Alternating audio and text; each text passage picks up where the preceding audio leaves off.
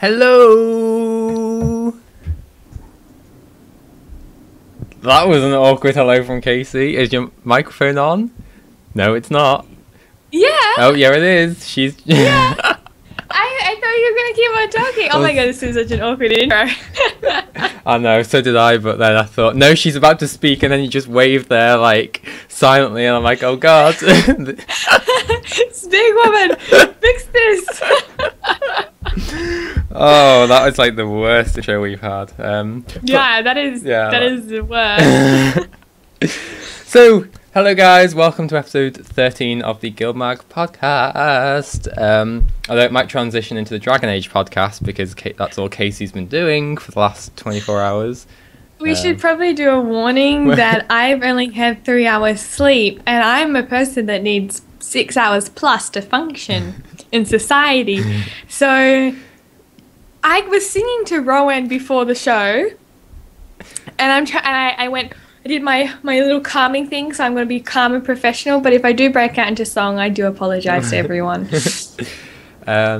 So while we're doing warnings then, spoiler warning for this episode, we are going to be talking about Tangled Paths today, and the story and analysis and speculation and whatnot. So if you haven't yet played it, make sure you go and play it before you listen to this, unless of course you want to just listen to us hash through the story without playing it, in which case you're more than welcome to. And potentially, depending on if Kaysee fudges up or not, there may be Dragon Age spoilers as well. Oh god, I hope not. I think they would really get me killed, like really get me killed. So yes, as always then, before we jump into our discussion, Kaysee's going to do a very quick rundown of this week's news. Yeah, so this news, blah, blah, blah, blah, blah, blah, blah. 3 hours sleep. I can't even start half that. 3 hours sleep. Please excuse me for my thick tongue. Okay, so the news this week: Echoes of the Past Living Story patch hit. Yay! So we're gonna go and talk through that today. In the gem store, there was World Tournament finishes, Black Lion weapon set, Black Lion weapon packed. No. Black Lion weapon set packed weapons. There we go. And Jungle Explorer outfit. Yes, I think that's all the news this week, because we're going to talk about it all, but those are just the basics. So yeah, that was the news. PvP announcements, which we'll talk about towards the end if we have time as well. So then, we're just going to kick things off as we always do with these podcast episodes when the releases just come out, and general impressions of Tangled Paths. So I'll go first to give Kaysee some time to acclimatise to doing a podcast. Yep.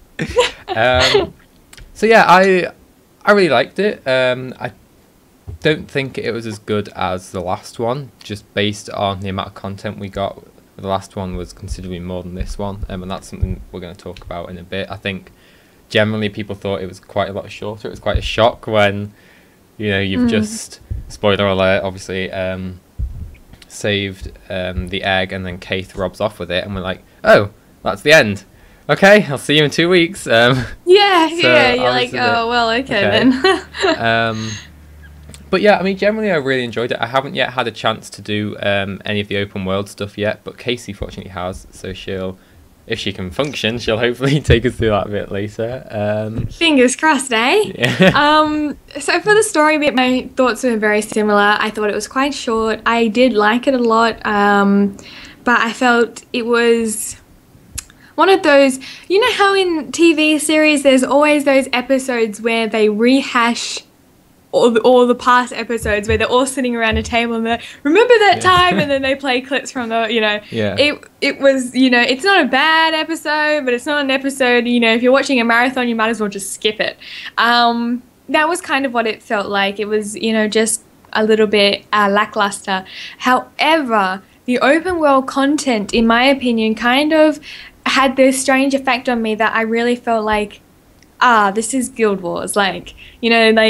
This sort of content makes it so much different from other games, and this is why I play it compared to other MMOs. So generally, I think my opinions are a bit more positive than other people because I'm not solely basing on storyline. But yeah, so I liked it quite a lot. Yay! Yeah, I think generally it's a thumbs up from both of us. It's just a little bit. I feel like it's kind of the calm before something big's going to kick off next episode, and it's just kind of that interlude between like not much is happening. We're just setting things up here and there. It's hard to remember that not. It's like in writing as well. Not every chapter can be a mind-blowing climax. It needs to be, you can't just keep upping and upping and upping the ante. You need to have a calm bit as well. Yeah. So shall we do a general overview of the story? Okay. So this is going to be super tough for me because it's like a big wall of text, and I'm going to just tell you guys the overview, and my tongue is as thick as a walrus at the moment, so let's just power through this, guys, together. So the first mission we do the customary meet up. Hi guys, how's it going? This is what's happened to me, that sort of thing, at Camp Resolve. I call it Fort Resolve, but it's actually Camp Resolve. And you kind of let everyone know about the egg and that you're off to go and find the masterpiece. And so this instance is really short and kind of throwaway, like you don't really remember it unless you stick around and put the extra effort into talking to the characters and walking around. Personally, this is something you could miss, but personally I found that the characters are starting to really feel like their own identities, struggling with issues in a war zone. For example, you talk to Logan and Logan goes, I heard Casimir is being reinstated as a noble from a niece. And you go, yeah, it's wonderful, isn't it? He goes, well, a niece never gives anything for free. I'm worried about her. And that's really awesome. Like, just genuinely as friends, bringing up something and then you get also Air being super creepy and staring at her son, and everyone's feeling really awkward about it. Especially Caithe. Like, Caithe gets really irritated by Air being really creepy and staring. And Timey is, making lots of efforts to learn as much as she can from a char, and the background talking is really cool about that. There's also really cool that Casimir is really worried about Jory. Just a little background text is awesome. And one thing I really liked is Jory is training super hard because she has to get used to using a greatsword because she's a necromancer. And so, there's this talk about how, she has to come to she has to get used to using a greatsword, which is really cool. All this background stuff, I love it. I think it's really great. It makes it really feel like the world is fleshed out. So the next thing we follow all these clues in the desert. It is the most boring, mind-numbing thing. It's just literally chase the green dot across the desert. And you find the hints, which is just green dots, click through stuff. It leads to an underground passage, and we have a Mordrum boss fight.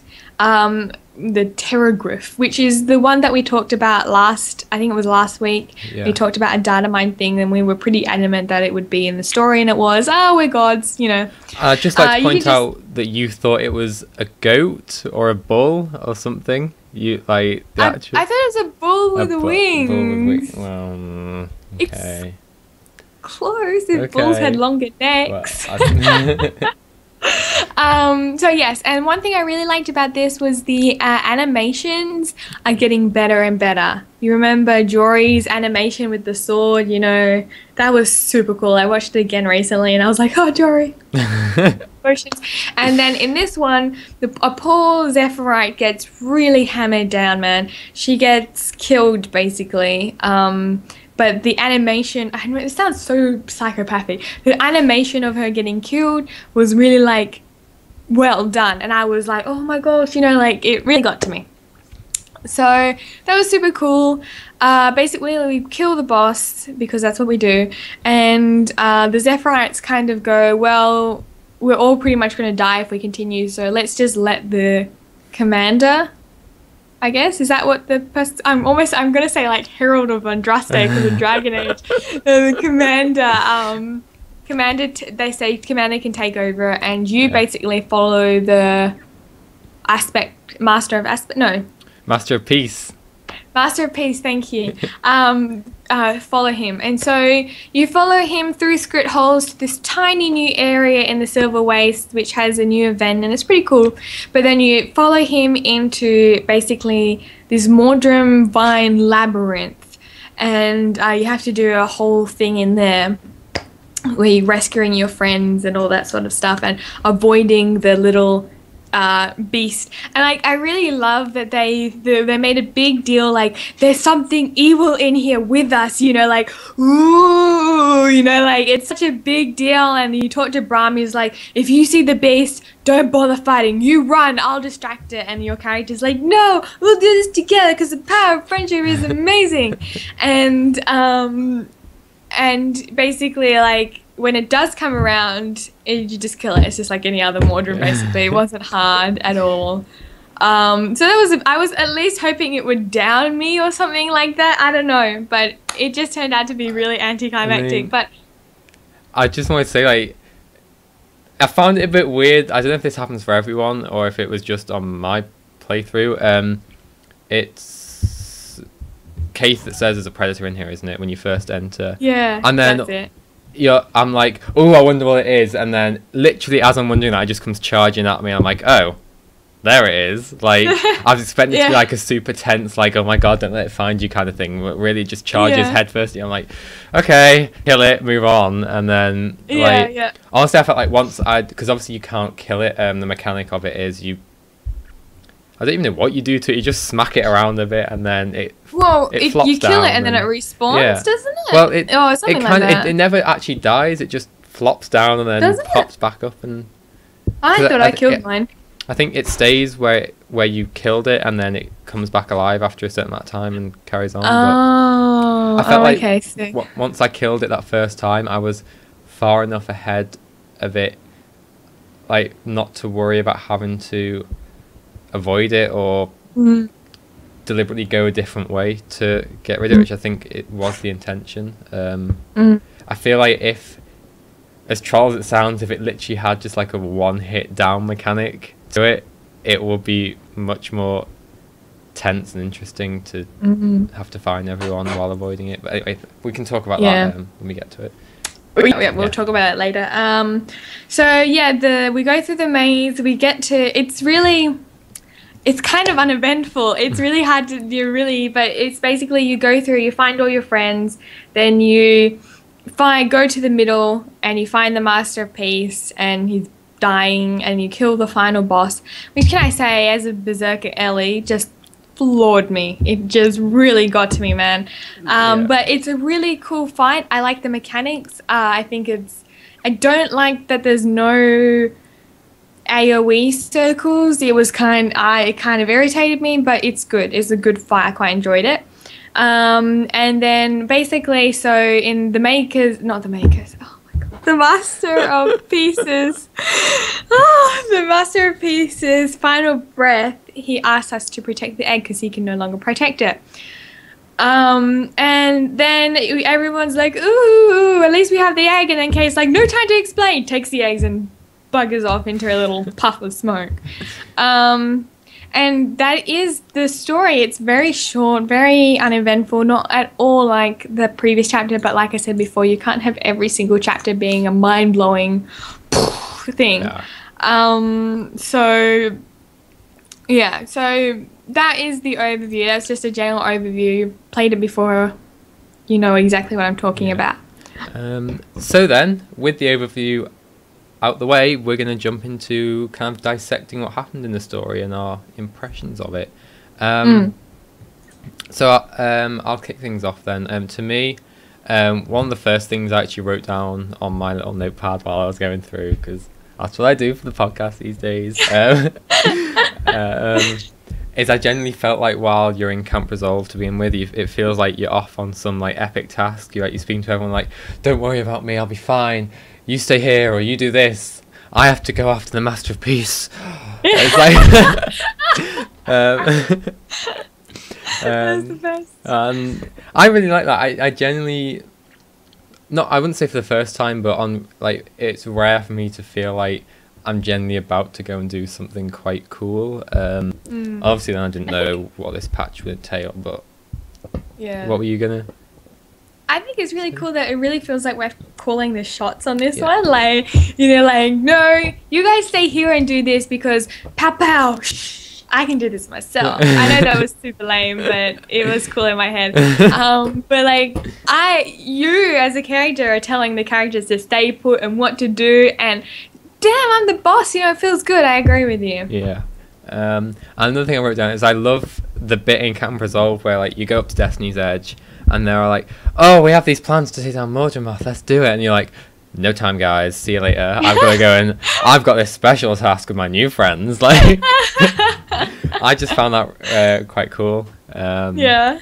That's just what I wanted to point out. So overall then, the story was quite short. We've already mentioned this. And you wrote down here that Zephyrites to you kind of became throwaway characters. Yeah, like the masters of, you know, the sun and the thing, you know, they were just like placeholders, and now the master of peace is dead, and it's like, okay, so we're basically going to have no interaction with the Zephyrites anymore. So they've just, you know, there was no characterization, nothing that to make us really care about the master of peace. He just died, and it felt kind of disappointing that these Zephyrites that could be a big part of the story would, you know, their bit on stage is done now, so that's the end for them. So I was a bit disappointed about that. I really liked the animation. I found the animation really good. Did you write the next line in our notes? Yeah. Yes, I did. Good, because I thought I was going crazy. I'm like, did I write that? So you put on here that Majori's lovely jubblies aren't really as big as the concept art that is in the loading screen. I found that a bit weird. Like they're not subtly hidden, those things. And I've never. It's super sexualized. Like everything in that picture is super sexualized except for the char. And well. I've never looked at Jory in that way. Like Casimir's I wasn't too surprised about, because to me she's a bit of a airy-fairy, blonde, big boobs kind of character. But to me Jory was always kind of the opposite of that. Like she was, you know, she's a necromancer, she was dark, well not dark, but you know what I mean, like quite deep and brooding, and wasn't all about let's get these bad boys out. And that rhymed. Yeah, good job. And then to have that concept art where she's where they basically put her in that pose was a bit weird to me. I don't. Yeah, and a skirt flying open. Like, and I don't get what the purpose of it was. Like. Yeah, I think it's really ANET or Guild Wars has never really sexualized their characters and I mean. If it was all like Aeon and all the like Korean ones where it's super sexualized and the jigglage is insane, man. I don't mind. I think, you know, I don't have a problem against the games. Personally, I don't enjoy it. I like things to be a little bit more realistic, you know, that sort of thing. And they've never historically ever sexualized their art in this fashion. And I think it's also important to recognize that it's probably I say beliefs or ideology or the style of the artist, rather than, you know, obviously someone has drawn this in their own personal style, and obviously their personal style is very sexualized because every character is super sexualized, you know. Casimir's lips are like Botox injected, and Brahm is like rippling with muscles, you know. Personal taste, totally get it, but you know, it is sexualized. It was just, and I think the thing that really bothered people was it was such a difference. Like that sort of sexualization has never been done in the game, and then all of a sudden this thing and Jory's boobs are popping out of the place, and her like crotches I think almost on display.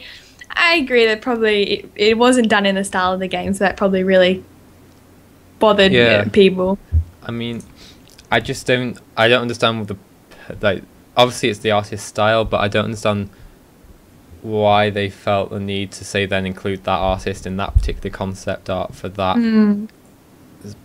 section of the game, because it's got nothing to do with having to find them in the labyrinth. It's literally just, here I am, guys. Like, that's basically what it was to me. But anyway, it's something to ponder. Yes, we just brought it up. We're not trying to make a point. I like how you have to when you talk about sexuality, you have to clarify. You're not trying to make a point. You're just discussing it. So the next thing I wrote, go on. Was the malformed Mordrums that come towards you, the tiny little things that limp towards you. Creepy, man. So creepy. They are. So yes, that's what I thought. Did you think they were creepy? Oh yeah, I thought they were really, but I really like how like all the Mordrum creatures have kind of evolved since we first saw them, and they're becoming more and more creepy and more kind of dark and twisted and kind of things. And especially with like the Mordrum Terragriff, I thought that was a really good boss fight mechanically.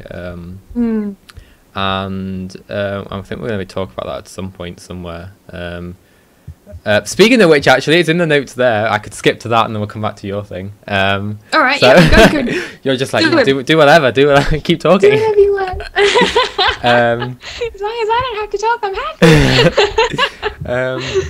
So yeah, the Terragriff mechanics, I was like, while I was playing it, I felt like I was in kind of a standard MMO boss fight, which sounds like a bad thing, but I think it's a good thing in terms of, especially with all the talk at the moment at Guild Wars 2 about CDI on raiding and trying to have more difficult boss fights and mechanics and those kind of things. I think they're taking mechanics from other MMOs, from boss fights that work and that are challenging, and putting them in Guild Wars 2, and I don't think that's a bad thing, because this boss fight to me felt like a Guild Wars 2-ified version of like a standard boss encounter with like mechanics that you have to watch out for, rather than just going all in and twirling on your greatsword until it dies, which is what a lot of boss fights have been up until this point.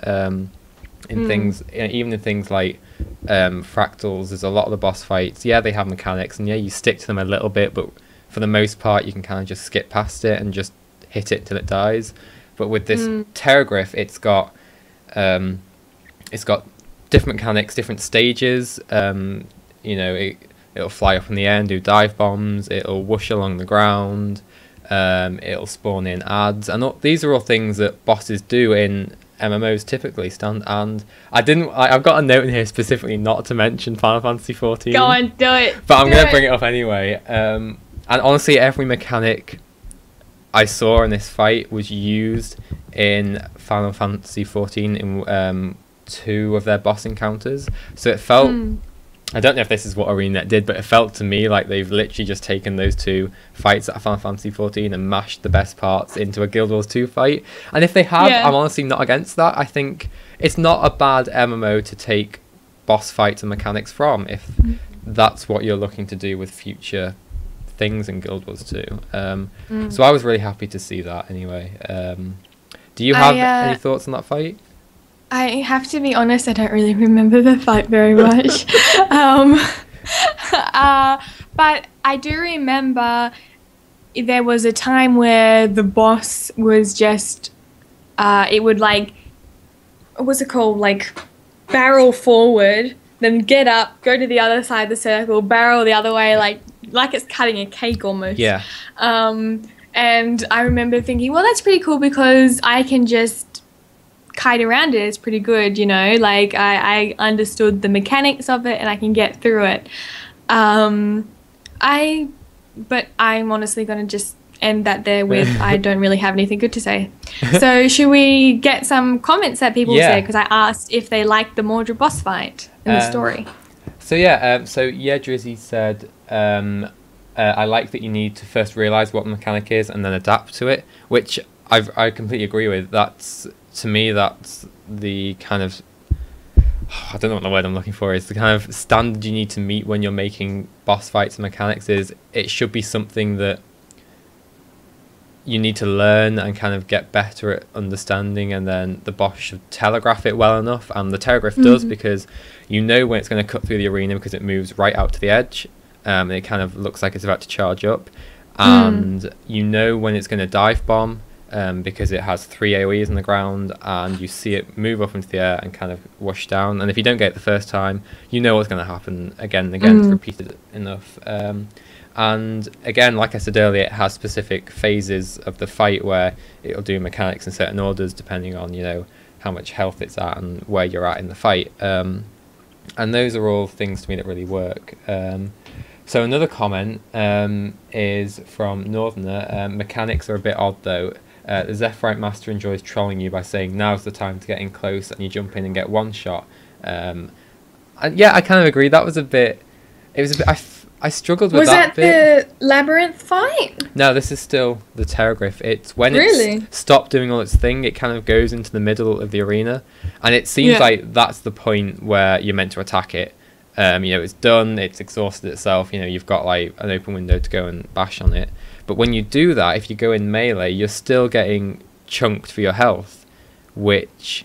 And I honestly, even now, don't understand why that was happening to me. Yeah, So, there's sometimes like fights that I'm like, I don't know why I'm getting hurt. I'm just gonna roll away and come back later. but yeah, I did really enjoy it, and I like that again they're making it really difficult for berserkers. Even though I'm a berserker, I enjoyed the fact that I had to really work hard because, you know, berserkers and people like us min max our gear, so minimum amount of health, maximum amount of damage. I like the fact that they're punishing us for that by really hitting hard with things. I mean, even the tiny little adds that spawn hit hard if you let them. So again, I do like that, and that's something they've been kind of doing quite recently in all their encounters, is properly punishing berserkers. Not punishing, but you know what I mean. Like if that's the path, making it difficult for them. Yeah, if that's the path you choose to go down to maximize your damage, they're going to make sure that you suffer from not having that extra defense. Yeah, I think we should move on because we're like not even halfway through. Okay, so I'll just quickly, I think we can skip that sort of stuff, and I'll just say that there is a lot of mysterious people hanging around. During the Mordrum boss fight, there was a mysterious man that looked like a vagrant, like watching the fight, and that's interesting. And there's also mysterious script. So I feel like there's something going on that, you know, that may be alluding to. We're never quite sure, they know what's properly going on until it's right in your face. Yeah. So it's something to watch out. And there was mysterious... I mean, things like, you know, in Halloween we had that mysterious frog in the under Lion's Arch. We never found, like, was that ever about anything, or was that just there for no real reason? Yeah, that was so weird. This could be another one of those things, maybe. I don't know. I mean... Yeah. I guess we'll find out. We'll find out. If it's never mentioned again on the show, I'm pretty sure it came to nothing. So yeah, those were the general mechanics of the story. Should we jump into kind of the lore and speculation? Those were the impressions. We still got to talk about the mechanics of the... Oh, well. Anyway, go on. Okay, so story lore then we'll go to mechanics of open world and whatnot. So speculation time then with the story. So it left on an absolute cliffhanger, and I won't read out what you put there. But you question whether or not this could be part of Caithe's secret. Yes, Caithe buggering off, like picking up the egg and going, "No time to explain," Bye. And then and then disappearing. You know, is because they made a big thing about Scarlet, like, I know your secret, and then like nothing came of it. And I'll just go into my little speculation corner. I think Caithe is just being Caithe, and by Caithe being Caithe, I mean she's being an obnoxious little lovely flower. But she does this whole thing, you know, like she's the brooding one of the pack, and she's kind of alone. She's also the psychopath of the pack, and so I think she just did this whole like, I don't need to tell anyone like what I'm doing or give them explanation because I'm just not caring about other people's feelings. So I'm just gonna grab the egg, take it to safety, and next episode she'll be standing there at the fort like, look, I took it to safety, and I like the best person in this group, and you'll be like, what the actual Caithe? What the actual? So that's my speculation. I think it's just one of those build them up to let you down moments, like hype it up and then, oh no, let's just keep on going. So what do you think? Well, I just wanted to pull out one thing from chat before I go into my speculation corner. Is Northerner says, if left to me, I will pop Binding Blade on Caithe, reel her back in and kill her off. And I think that would be quite funny to watch. Yeah. So my speculation corner. Wow, there's a lot of hate for you there about Dragon Age.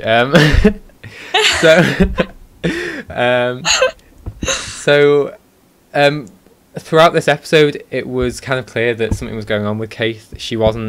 She's always quite mysterious, and I mean she's a thief, come on, but she was a bit more so this episode, and I felt like she kind of revealed that she never really trusted the Zephyrites / the Master of Peace. She says, I can't remember the exact words or how it came about, but something she says about I think it's when you first tell her about the egg, and she goes, really, like, that's news to me. Caithe never mentioned it, and we were close in terms of, what happened in the Edge of Destiny book with Glint and Kralkatorrik and all that. So I think because Glint never mentioned the egg or the Zephyrites or anything like that to her, she's suspicious about their true motives, like if they genuinely are after the egg to help Tyria, or if they're trying to do something bad with it. And I think she took the egg because obviously we've just gone in like, oh, let's help the Zephyrites, let's grab the egg off the Master of Peace and help them do what they're trying to do with it. And then she's obviously just doesn't trust them, so she's gone in, snatched it before she thinks we could do anything potentially that we'd regret without realising it. And then another thought I had while I was writing this is, it doesn't specifically tie into that bit, but it's another thing that could be happening with it is, let's not forget that Caithe from the last Edge of Destiny book still has all that crystallised dragon blood from Kralkatorrik, and obviously the whole battle involving Glint. And is that going to come into play somewhere with Glint's egg and like dragon magic energy and all that stuff that's floating around at the moment? Is that going to come into play or anything? Is that, as silly as it sounds, is that Caithe's secret that Scarlet knows about, that she has these things? Because I'm assuming that nobody else knows she has them because she was just picking them up herself, and it doesn't seem like a conversation starter to me. Like, hey, I've got these crystallized dragon blood, and that, so. Yeah. I like some of the comments we got. Drizzy says, you have this, when you finish talking to Timey, the instant she appears out of nowhere, and there's dialogue option of going, are you following me? And it's really like, I remember that conversation because I thought it was super weird. Like, she was almost clingy. Yeah. Like, she didn't want to let us out of her sight. And she's like, oh no, and she kind of made the excuse that she was really sick of Air. Like, she hated, Air was always staring at Brum, and I was like, kind of like, yeah, Air was being pretty creepy this one, so I kind of agree, but she is acting a bit odd. I don't think she's corrupted though. No, I mean, it'd be almost an insult to have Caithe corrupted as well, and another Sylvari, like a third one, like, unless they're going to do something spectacular with that story of Caithe being corrupted and wanting the egg for herself or for Mordremoth. I mean, I feel like if that was the case, there were so many more opportunities for Caithe to take the egg. While we were attacking the Mordremoth boss, surely she could have just backstabbed us while our attention was focused on them. Like, I like to imagine like her maternal instinct just like kicked in, and she's like, I'm gonna raise this little baby dragon egg as my own, and she's like got a little nest for it and stuff like that. That's what I like to imagine. But yeah, I think it's definitely interesting, and hopefully we get to see what happens next episode.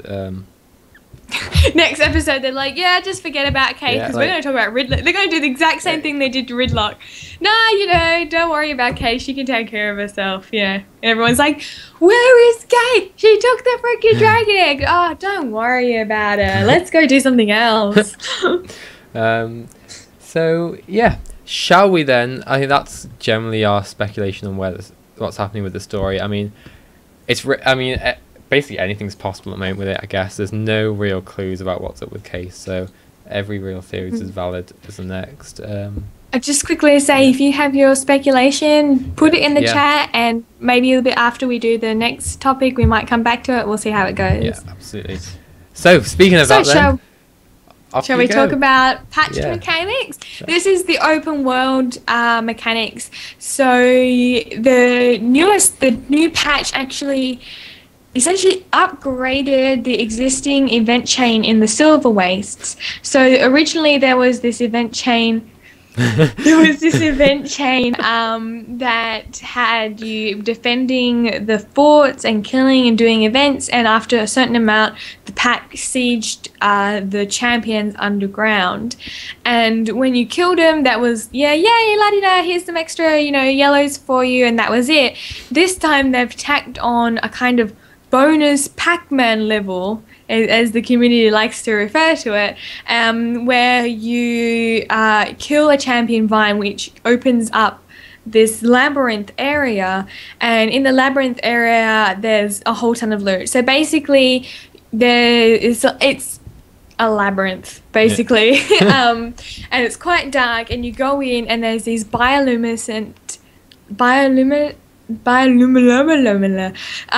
these flowy wolves that are roaming the maze, which one-shot you. And the way you get through the maze is you turn into these little pollens or spores that emit light, and you go through the maze. And then you become, because you're a pollen or spore, you're invulnerable to these glowing wolves, and you get through. And the point of getting through the maze is to pick up these chests. There's tons of mazes through the chest. And they'd have reasonably okay stuff, but generally you get these tiny little nightmare essence. You get 25 of them. You get a nightmare key, and there's a big chest. God, this sounds really laborious when you have to spell it out.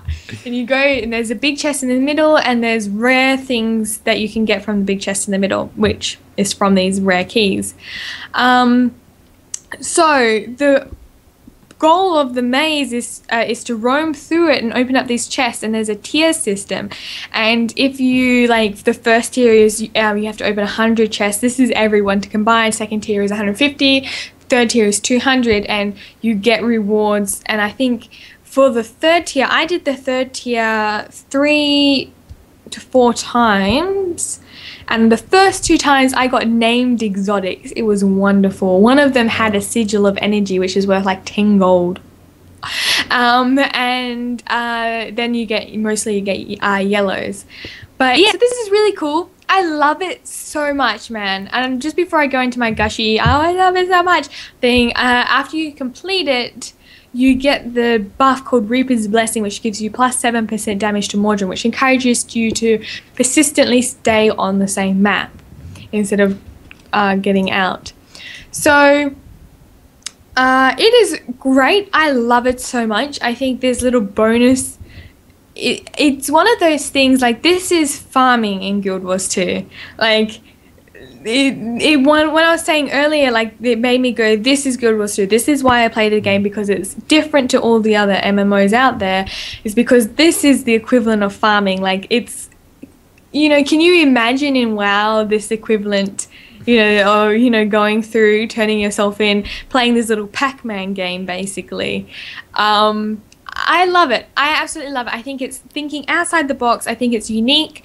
I think that, to risk of sounding like a freaking games reviewer, they're pushing the envelope. They're really trying out new things, and I like it, and it's fun. Essentially, it is fun. I love doing the full things. So yes, that is the mechanics. Is there anything you wanted to say, Rowan? I mean, I haven't had a chance to play it yet, so obviously there's limited things I can say about it. But I mean, it sounds really nice, and I like that they're building on the mechanic of that they introduced previously, and kind of building it up and up and up. So some things I wanted to pull out of chat is from Screenager. Honestly, I love the open world maze. It's so brutal watching players rush in the first time and all get wrecked. Was amazing. So, yeah. He says my inner troll rejoiced. Yeah. There's some friendly trolling there. And then Drizzy, building on your farming point, says, I actually think Guild Wars needs some sort of a traditional farm, more even than what you're talking about. Which is interesting. I mean, to me, that was kind of the traditional farm was kind of traditional as you can get in Guild Wars, I guess, was Frostgorge Sound. Champion. I thought that train. was all was more. Well, Tons of enemies and following events around. Yeah, I guess so. That was probably the most traditional. Do people even still do that these days? Because I'm so out of the loop with it. Yeah. There's still people doing all. So yeah, I mean, I get what you mean. Like there is. I'm kind of split over it if it needs a traditional farm or not. I mean, this is like a whole episode's worth of discussion in itself. Yeah, don't really. get us started on this one. I think Guild Wars' strength is that it actually has a variety of farms. Yeah. I mean, like someone mentioned, Vilka, it's this wolf guy in chat says the maze. There's a maze farm, there's a Kershaw farm, there's a Frostgorge Sound farm, there's this type of farm, there's dungeon farming, kind of. There's really a wide variety, and personally I prefer this. I think that monotonous, there's enough things that kind of make up for the monotonous, but I mean, you're totally entitled to your opinion, and hopefully the best thing a game can have is variety. So if they include something else, at least I know that there's something that I can farm that I quite enjoy. Yeah, I completely agree. And for me, I've never been a person that farms particularly well. When the Frostgorge Sound thing was like the thing to be doing, 2 hours was my maximum I could do that for a time, and that was like in a week.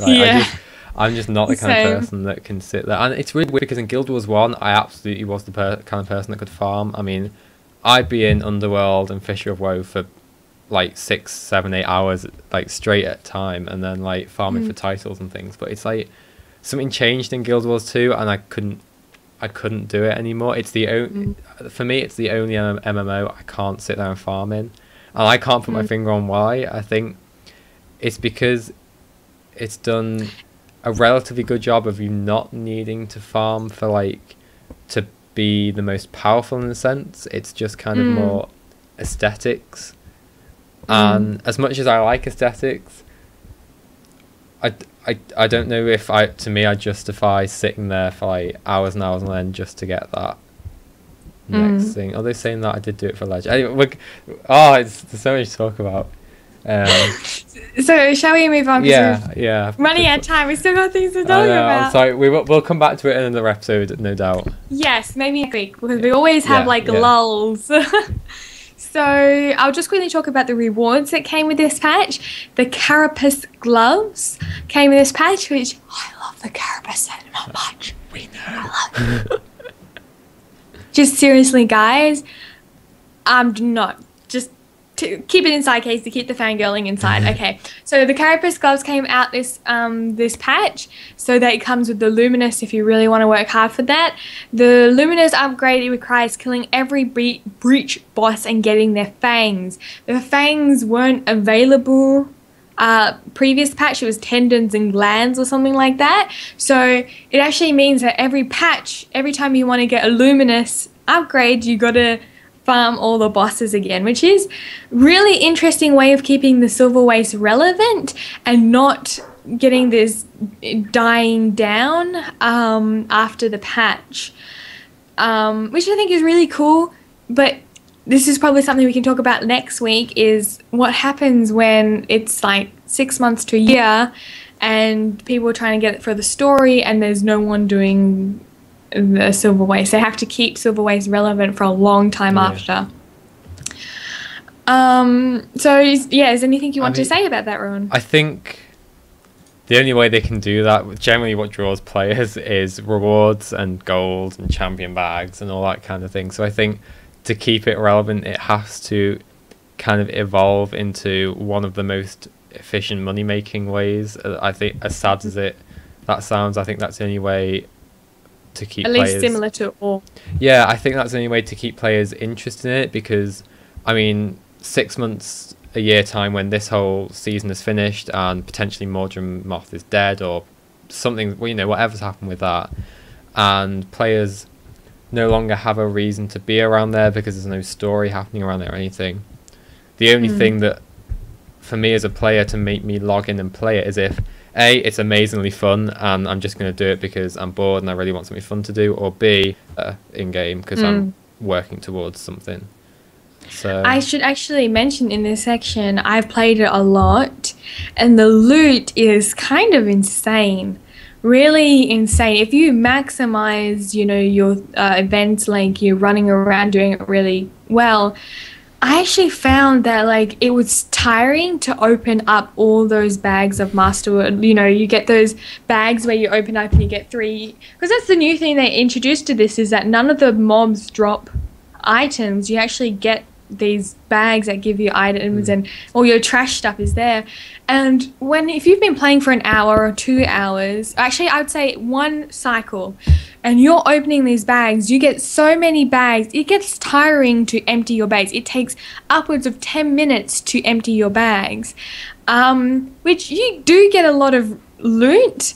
You don't get very many tier 6 materials, which is why a lot of people do ore, and you don't also have that chance of a precursor dropping like you do in ore.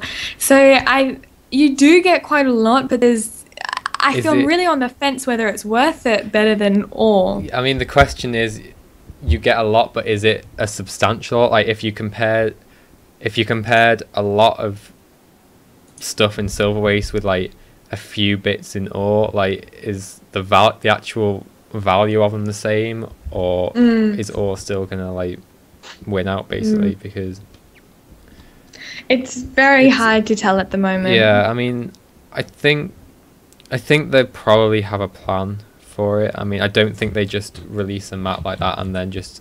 I think they know by now that people are drawn by rewards and things, which is why at the moment they've put so much loot out in for doing the events. I think that's what's keeping people around at the moment. So I think that in 6 months, a year's time, they have plans to kind of ensure it's going to remain populated. Yeah, I just have to say that people in the chat just pointed out to me that the precursors drop from the bags that you get, and you do get quite a few bags. Not as many as I would like, but you do get quite a few bags, and you can get tier 6 materials from them as well. So yeah, someone said that they got a precursor from the chest farm that was nerfed last week. So shall we continue to the next topic? Let's go. So, Sinister Gear was the new stat set that was introduced with the Silverwastes. And so Sinister Gear is actually condition damage as your major stat, combined with power and precision as the 2 minor stats, which makes it essentially a berserker condition damage set, which is really interesting. I guess it's a way that, you know, Arenanet's trying to make condition damage a bit viable. And generally it doesn't really work for all classes, but I have seen a berserker a sinister warrior set, and I actually did this set on my warrior and I played with it for a little while, and it was actually reasonable. It's a little bit different. It takes a while for you, like I just got so bored of greatsword warrior, I had to change to this new set, and it is really interesting to play. It's very different, but in the open world of the Silverwastes, which is mostly where I play my warrior at the moment, it's completely viable, and it's really interesting because I really quite like that the Sinister Gear was really useful in the Silverwastes, and using it there was good. Not so great in dungeons, but in the Silverwastes it's quite good.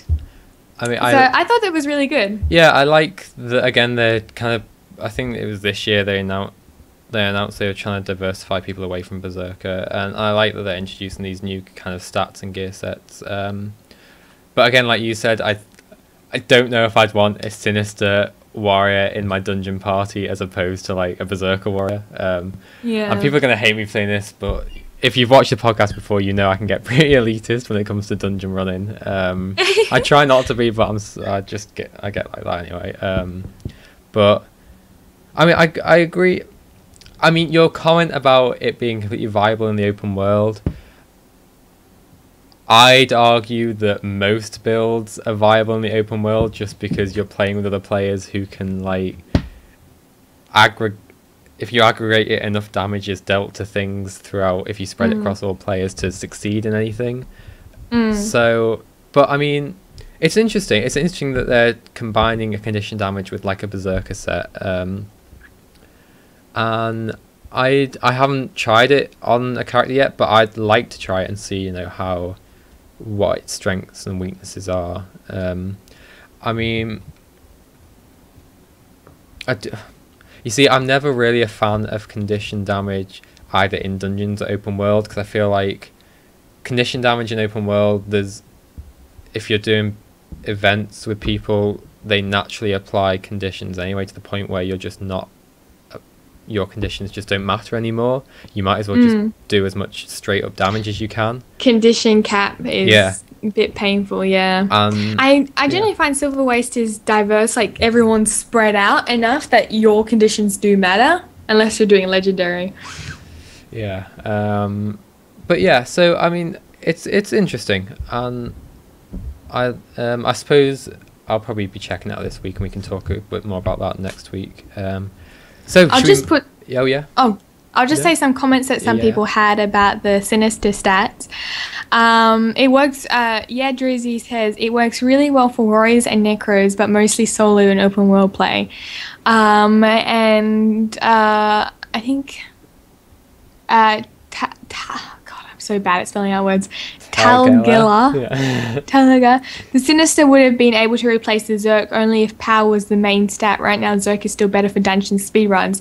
Yeah, the guy I actually got the build off was from DNT, and he said, you know, Berserker is definitely better, and you have no reason not to run Zerker in dungeons. But if you're just doing it for fun, this is a reasonable set for even dungeons, you know? Yeah. So that was very interesting.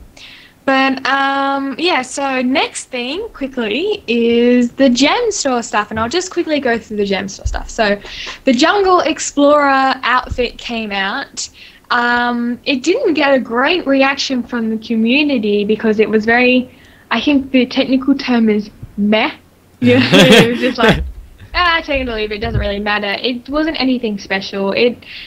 Maybe the girls would like it because it has like the little tie and you can see the midriff. That's kind of cute. But apart from that, I don't really think many people would use it very much. Did you like it? I mean, again, it feels like it belongs more in Tomb Raider than in Guild Wars 2 to me. At no point in Guild Wars 2 do I feel like I've never thought to myself, you know what I'd really like right now? I'd love my human female to look a bit like Lara Croft with this Explorer outfit. Like, it feels a bit out of place. Either. And like you said, where's this jungle meant to be? Like, it's a bit waste now. The jungle. So they bring out armors. I swear that the armor people are just like at home after work making something up for overtime, you know, and they've just got the assets there, so they just put it in. So the next thing was the tournament banners that are in the gem store for 600 gems. So you buy one of, I think you can only buy one, and you choose a region. So I think it's European, China, or North America. And if you choose the winning region, so out of all the regions, whoever wins, if you chose the banner of the one that won, you can get special boosters for celebration. So that's pretty cool. That's a really a unique way that they're trying to get people involved in the PvP. So I think it's a really good idea. I like that. It's not going to make me buy one, but you know, it could make some people buy some. Yeah, to people who are really into it, I guess it's a really nice idea. But yeah, I mean, as people know, we're more of a PvE podcast, so we don't really know that much about PvP. We just pretend like we do. And we're like, yeah, that's great, you know. And speaking of that, actually, because we've run out of time this episode, next week we will be talking about the PvP improvements. Well, we'll attempt to talk about them. I don't know if we'll actually successfully say anything worthwhile, but we'll give it a go next week. I was about to say, I'll have to spend some time researching it, and then I'm like, nope, Dragon Age is out. Dragon Age soon. It's 13 hours. Oh my god, I can't wait. Okay, so let's just do this. So the last thing in the gem store is the packed weapons, which are these new weapons. These ones are a little bit different. See, if you finish the living story, you know that there's packed weapons at the end of the living story, and you get a little bobbly thing, and you trade it in for a packed weapon skin. And these are kind of very mechanical with the green line, very, very similar to the architecture of the pact bases. And so it was really cool that, you know, the pact had this very normal and aesthetic, and then when you got to Aura, when they started gathering their own, you see that their own aesthetic came out.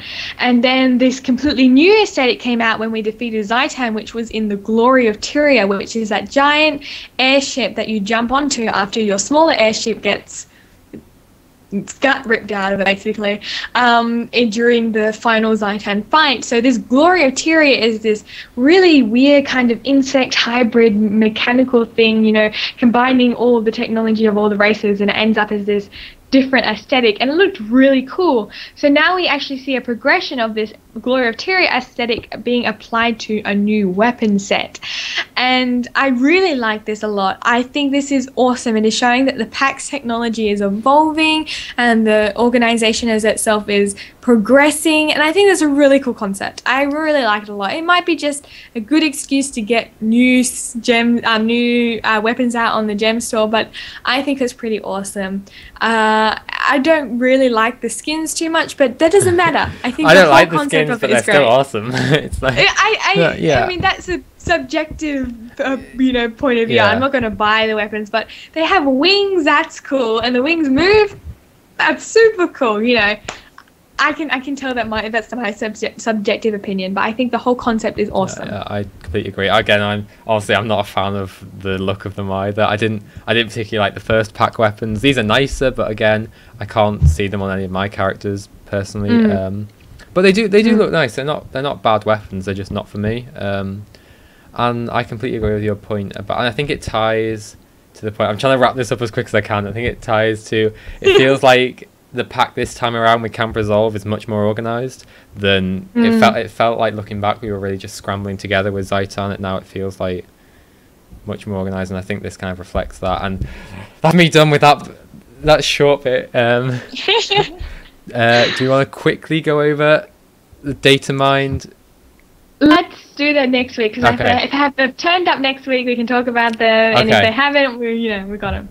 Okay, well, absolutely do that. So that's it for this week. We've rushed through as much as we can within the hour. Casey's off to play more Dragon Age instead of sleep, because I'm not going to sleep tonight. I'm going to play all night and see if I can freaking romance that Cullen guy, because damn, I want to romance him like crazy. So yeah, a big thank you to everyone who's joined us in chat, and who's watching this on YouTube or on our website. Remember, we are live every Thursday at 10 AM GMT. It says so down there. I'll get that right one day. So do make sure you come and join us and share your opinions if you can. And we will see you next week. We've got so much more stuff to talk about next week that we haven't covered this episode. No doubt there'll be more news and reaction threads and all that kind of thing. So do come and join us if you can. And we'll see you in a week's time. So bye guys. Bye.